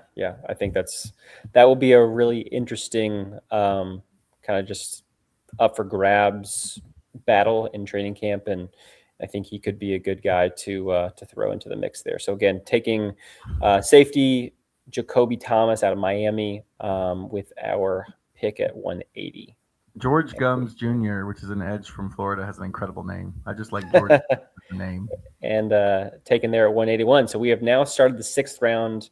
Taylon Green, quarterback from Arkansas, taken by the Cardinals at 183. What do you think the Colts are going to get for Anthony Richardson? Because that's the range we're in now. Yeah, so let's maybe pause things real quick and kind of think about, there are 3 teams that come to mind when I think of potential Anthony Richardson homes. There's the Rams, where there have been some talk recently about could Jimmy Garoppolo hang things up and retire, and you would then have a need at backup quarterback, and that's a team that I think at the owner meetings had spoken about considering either Kirk Cousins or Jimmy G as a backup, and then Kirk Cousins goes and signs with the Raiders. So they could potentially have a need at backup. The Packers do not yet, I believe, have a player signed to take over Malik Willis's role as the backup to Jordan Love. It's another possibility. I know there's been some discussions about could the Pittsburgh Steelers be a potential home. They're waiting for the other AR, the far more accomplished AR, to make a decision on If he will return to the NFL next year in a obviously guaranteed starting role, if Aaron Rodgers were to return, but outside that, I don't know what they have beyond. Is it just Will Howard, right, from Ohio State, as their backup? Pretty much. So And right now, as it stands right now, he's the starter. yeah. So I think any one of those could make sense. Rams maybe a little bit less certain on if there's truly a fit there until Jimmy G makes his decision. But let's see what there is pick wise. Let's initially looking at Green Bay, they still have those 2 picks they tried to trade us earlier, 201 and 211.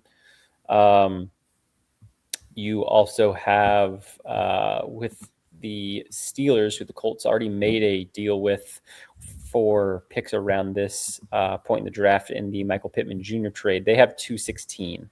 There was a piece of the Chris Ballard press conference, by the way, that caught my eye, and I'm curious your thoughts on it with Richardson.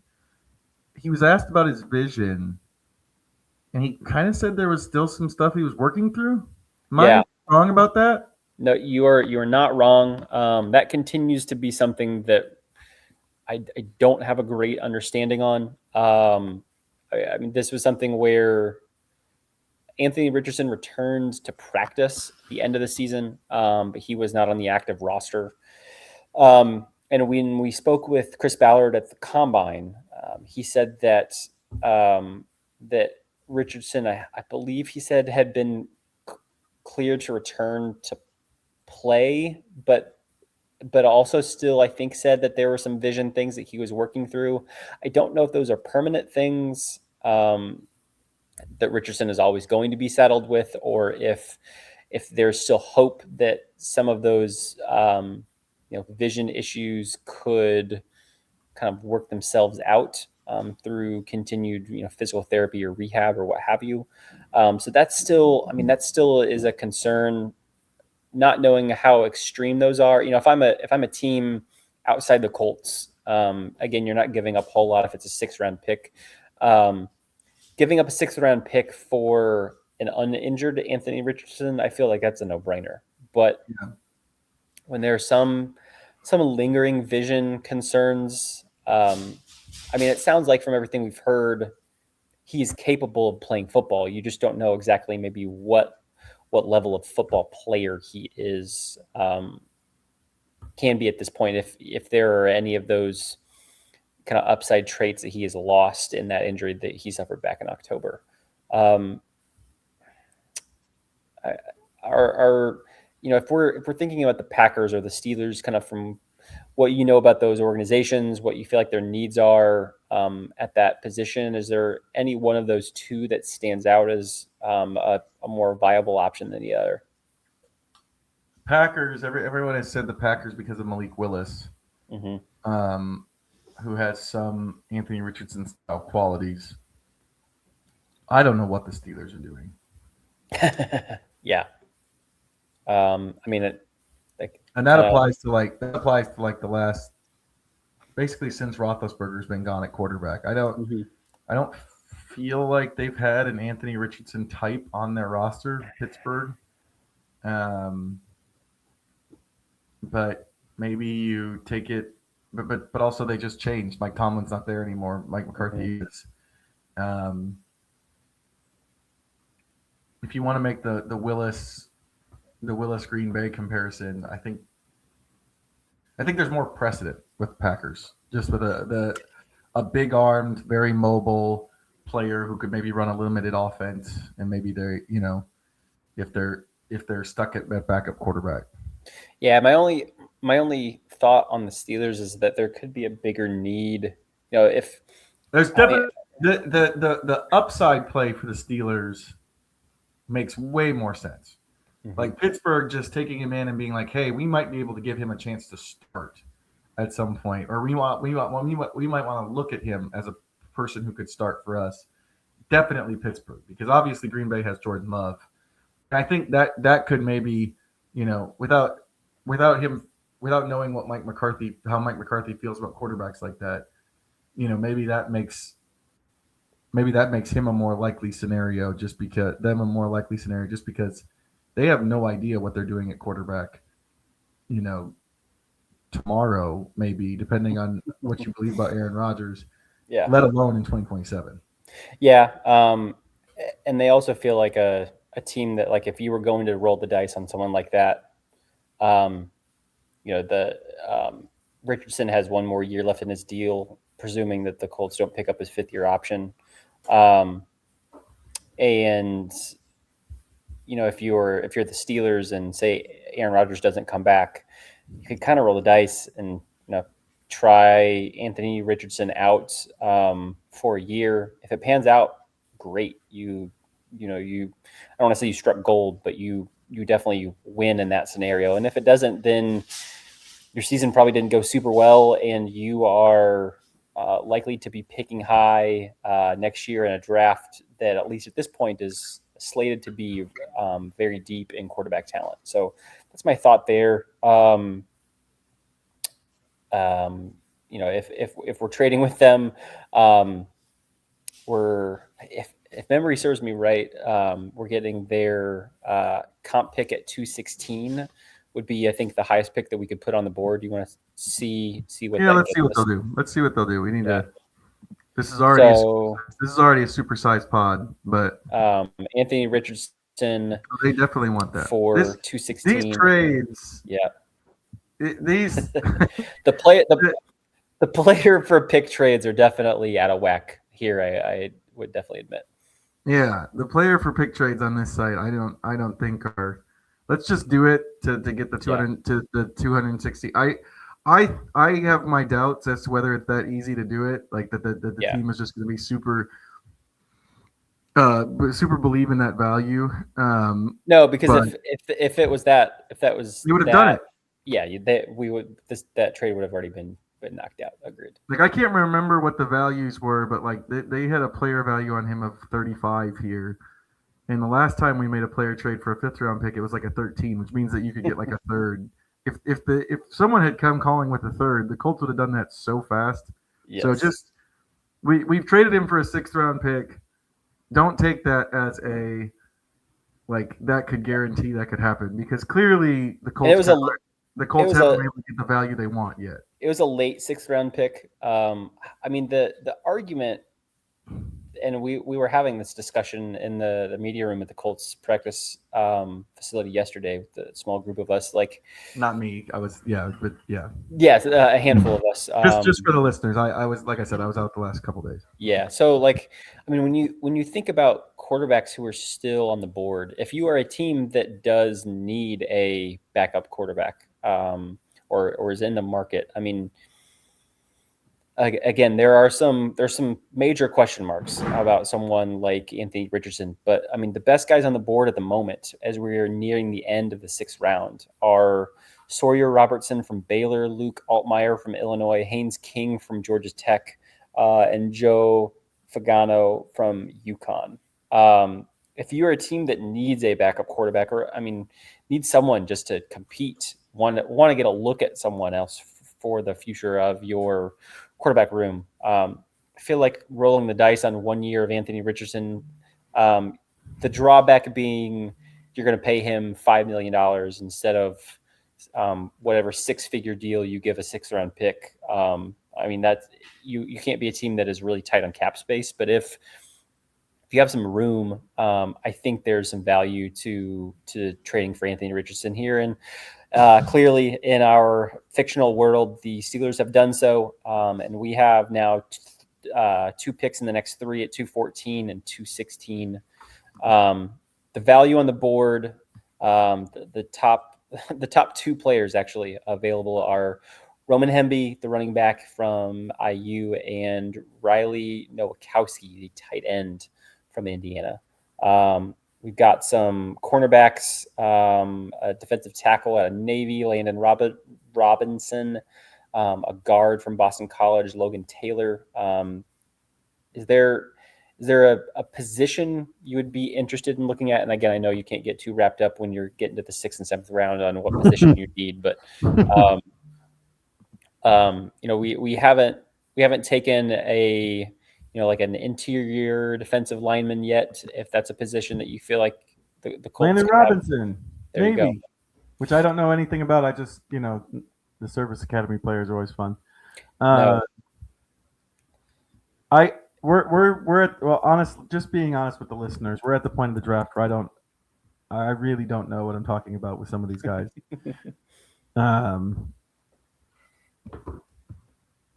Robinson, I gotta look him up real fast. The headline on him, a classic tweener for most schemes and someone NFL teams will find very hard to cut. That sounds like a Chris Ballard pick, honestly. Yeah. He likes tweeners.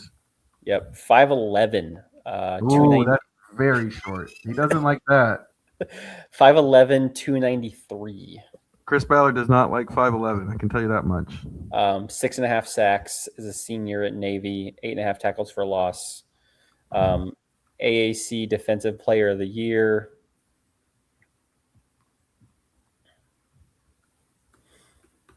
I mean, at this point,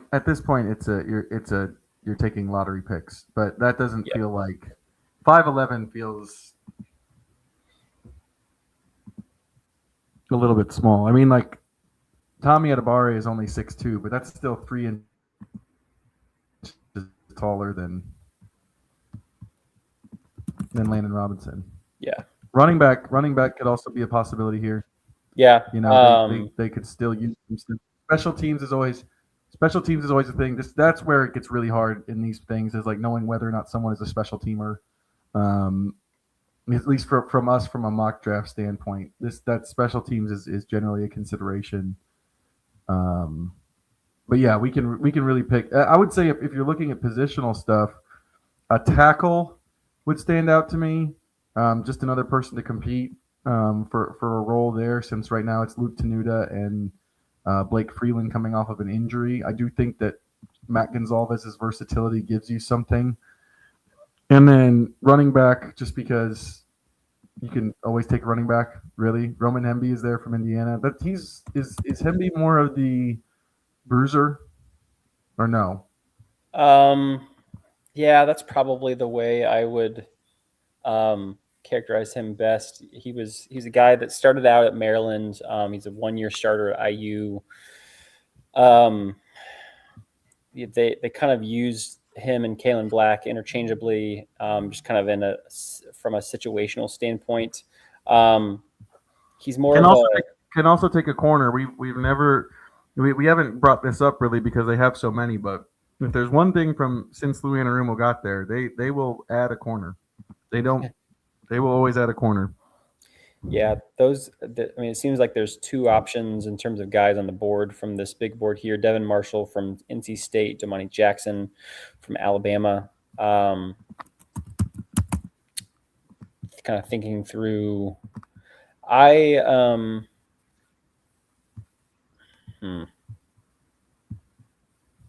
So Jackson is a 2-year starter at Alabama. Came out of Mater Dei in California. He's a top 5 national recruit out of high school. Suffered a knee injury. Initially played at USC and then went to Alabama afterwards.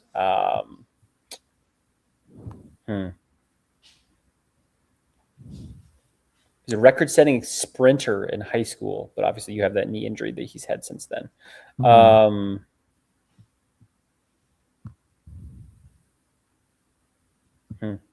I kind of looking at the players that we have drafted, I kind of wonder if maybe there's some value either getting a tackle or a guard on the offensive line.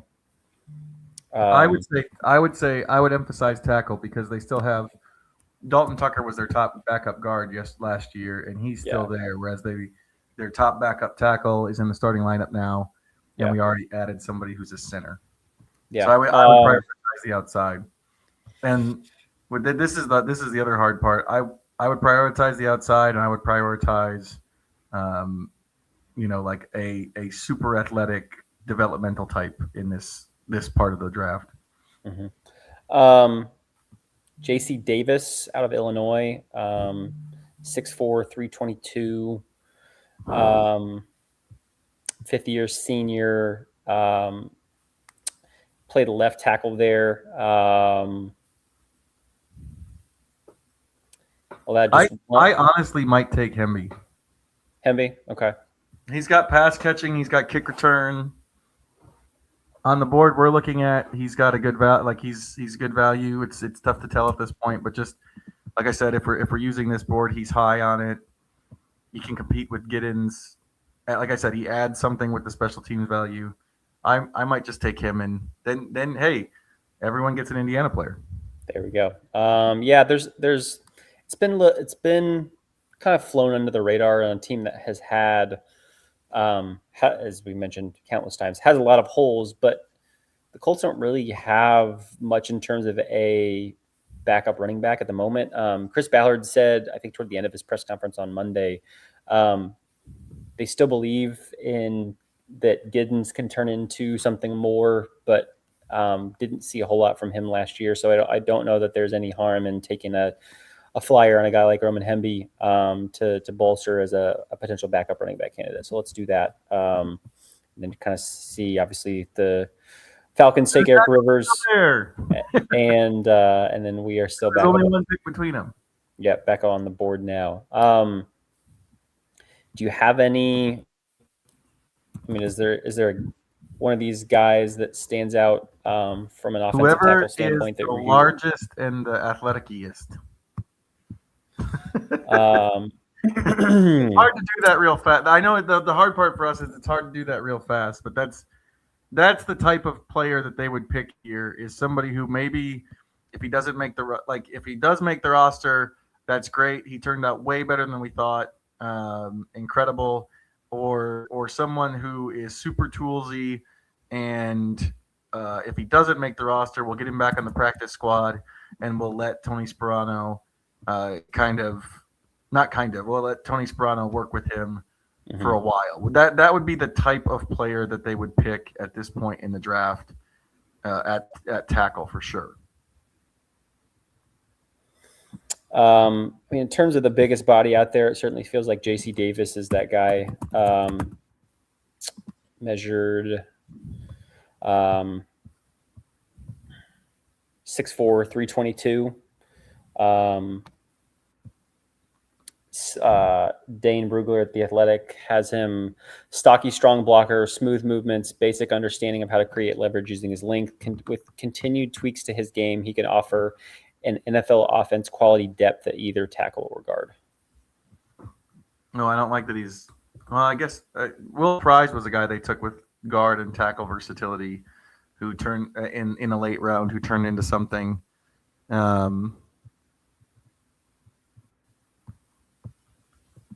You could just we could just take it, like we could just take one for the sake of time and assume we're in good shape. But that's I did want to get out like what they've taken there. That Prize would be the opposite. They took him initially as a guy who they thought could kind of play all over the line, and then he ended up, turning into a starting guard, and getting a huge deal from the Vikings in free agency. But when they initially took him, he was a guy who they thought of as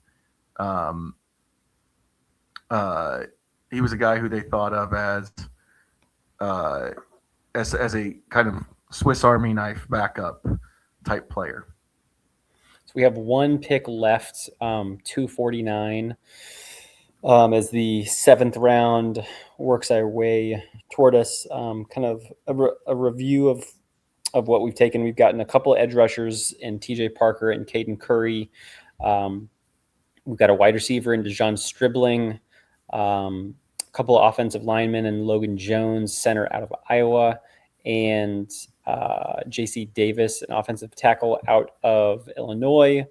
A couple linebackers in Bryce Betcher and Harold Perkins Jr. out of Oregon and LSU, and then safety Jacoby Thomas and Roman Hemby, running back from IU. So it's 1, 2, 3, 4, 5, 6, 7, 8, 9. We will end up making 10 picks,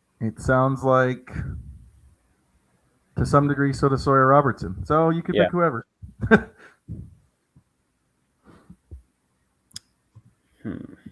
A little more winning from Altmaier, right? Yeah, he kind of helped revitalize that Illinois program. That probably is something to go with it, you know. Yeah. Yeah, let's I feel like that's, you know, anyone taken here is going to be fighting to make a roster, but there's, you know, if you're the Colts, yes, they have Seth Hennigan on the roster as well from a quarterback standpoint, but there's some value in, I think, drafting a young guy. And also, and just to our points about like what they look for in those types of players, I know they think of Seth Hennigan as somebody who's really smart. Yeah, you know, that's why he's still on this roster. So, and really smart, really, like, you know, and maybe a guy who could be, you know, a coach's type down the line is the type of person who you take here. So maybe that's Altmaier. Yeah. Yeah. Let's go that route. So, all right, Luke Altmaier, 249. That gives us our 10th and final pick. We will wait for the rest of the draft to cycle out, see maybe what grades we get to finish this all up, and then we will close things up. I mean, outside of the miss on Josiah Trotter at linebacker, I mean, what do you feel like out of the group that we were able to get and put together with our 10 picks that we ended up getting? Well, generally, I like that we added, like, I like that we were able to add a lot of picks. You know, we went from 7 to start out to ending up with 10. I like that we added a lot of picks. We doubled up on a couple positions, which, like at linebacker with Betcher and Perkins both being, you know, 4th round types, 5th round types. Like, you've got a better chance of hitting if you've got 2 of them. It illustrates that you can really add a lot of players who can compete if you add some picks to this. But it also did a good job of illustrating why it's going to be difficult for them to, why it's going to be difficult for the Colts to really plug holes with starters.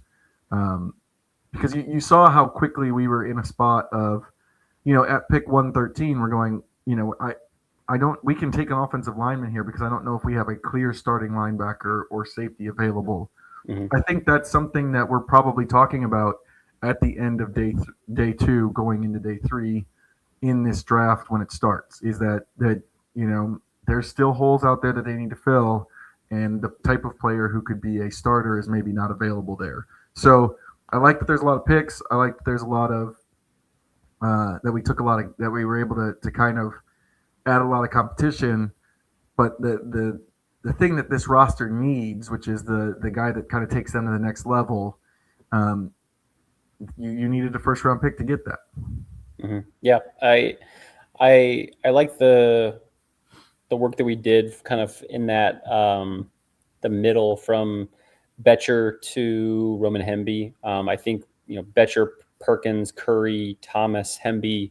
I think there's a couple impact guys in there. I like that you've kind of got some competition from the start at linebacker, and getting 2, especially to add to the slim group that they have at the moment. I think that gives you some, I mean, as well as a group as you can hope for. I think they need to draft 2 linebackers. Ballard said at the owners' meetings, I don't know, I can't remember what I wasn't there, so it's not as fresh in my memory from Monday, but he said, you know, we think it's a good linebacker draft at the top and at the back. You know, like, I have been thinking they need to pick 2 for a long time.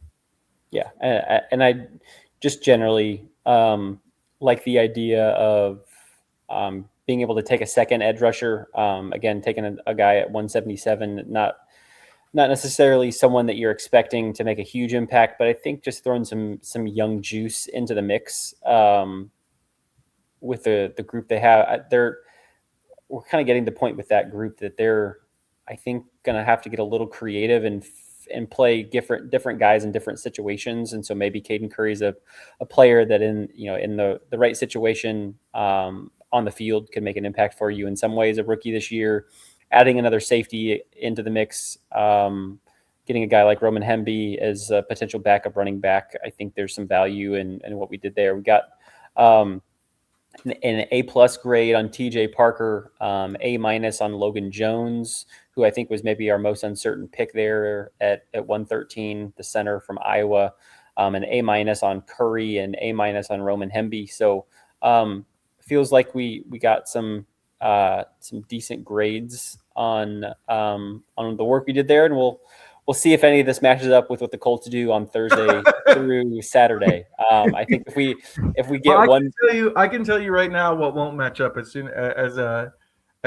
we wrap this supersized podcast up. Fernando Mendoza will be a Raider. That's really funny. You know what? I don't even know that we got a chance to figure out what exactly that trade was. And so out of curiosity, I want to see. So they traded in this system. The Raiders traded. Oh, this is interesting. They in the simulator they traded the pick they got for Sauce Gardner. Yep. To move up. So the Raiders get pick 2, pick 16, and pick 44. So 2 firsts and a second for basically the only like surefire quarterback prospect in this draft. I don't even feel like that's quite enough. It's not. No. When I type this up for the print version, I'm gonna forget that. Yeah, that's smart. But those of you listening, or certainly those of you watching, got a good laugh, hopefully, out of that when that popped up on the first pick. I almost like looked at it and I had to make sure I was seeing things properly. In an interesting way that played out. Yeah, I think that does it for us. We will, Joel and I will be at the Colts facility all 3 days this week for the draft: Thursday, Friday, Saturday. Don't expect Thursday to be a very busy day. If there's an evening that, if you're a Colts fan, that you're looking to maybe do some work around the house, go out, get dinner, I would maybe pick that one. But it's going to be one that I'm really interested in monitoring, kind of how that second half of the draft goes, because I think that will tell us a little bit about, maybe you get a chance to forecast if a run on defensive ends could happen, kind of like we saw in our draft here. If guys like, if some of those names that you maybe expect to be late first, early second round guys go early, even though you're still 20 or so picks away from the Colts drafting, you get a sense of there just being a smaller pool. If you are a team who has a need at edge, a smaller pool starting off day 2, that could indicate that some guys that you might hope, if you're the Colts, that could make it to 47 might not make it there. And then maybe you look towards taking a linebacker instead, and the draft that they do maybe look very different than the one that we put together here. But we'll see how it all pans out. Joel and I will have a plethora of stories, of videos, probably a podcast to wrap things up, on IndyStar.com, on our YouTube page, on IndyStar's Colts YouTube page. Lots of ways that you can follow us as we cover the Colts 2026 NFL draft, and we are looking forward to bringing it to you all over the next couple of days. Thanks for listening. I know this was a marathon one, but we appreciate support. Like and subscribe on whatever podcast platform you choose to listen to. Check us out on YouTube, and we will have a lot more coming to you later on this week or early next week on the Colts Cover 2 podcast.